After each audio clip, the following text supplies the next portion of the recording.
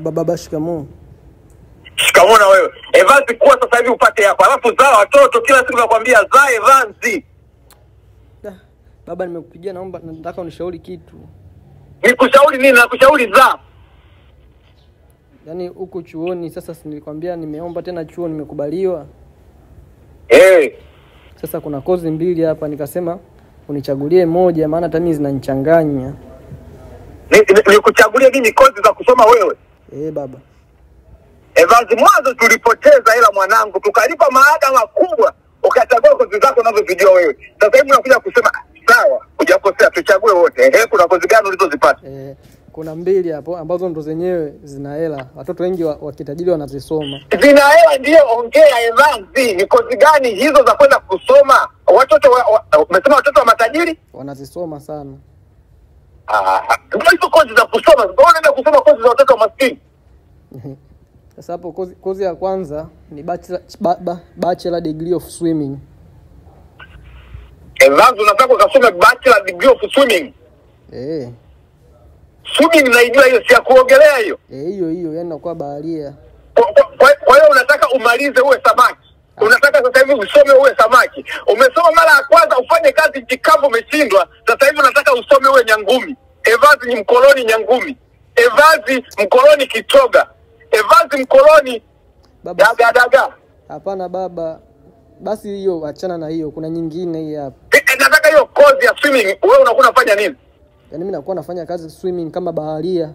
Yaani baharia kuzamia. Baharia kwenye swimming au swimilia? Kwenye bahari, kwenye swimming za kuogelea, swimming pool. Unakuwa mvuvi? Hapana. Wewe si mvivu ndio na kujua Evans? Muogeleaji. Hiyo staki. Leta hiyo nyingine. Hiyo nyingine sasa ndio inaitwa bachelor degree of sex. Bachelor degree of sex. Hiyo kama naijua hiyo, na mjomba wako nilikuwa naona kipindi anasoma naye alikuwa mambo ya sexy male au F. Hiyo yenyewe hiyo kasome. Hiyo inaonekana mjomba wako alisoma sasa hivi tunamwona. Kwa hiyo ukisoma unakuwa nani? Hiyo napiga hela kwa sababu ukisoma lazima uajiriwe kwenye taasisi za kimtu binafsi. Hiyo yenyewe hiyo baada ya sex male. Ufanye kazi ndani ya nchi, unafanya nchi za nchi. Ndio mwanangu. Sasa Evans kila siku nakwambia kuwa mjanja, kafanye kazi na wazungu. Sasa hiyo hapo la yake sasa. Makampuni gani? Makampuni yako mengi tu. Kuna kampuni nyingine zinaitwa kuna The Brothers. Brothers. Ndio mimi nataka nifanye zile video. Wewe ukafanye kazi kwenye video? Nalipo hela nzuri. Evans nimeshakuelewa.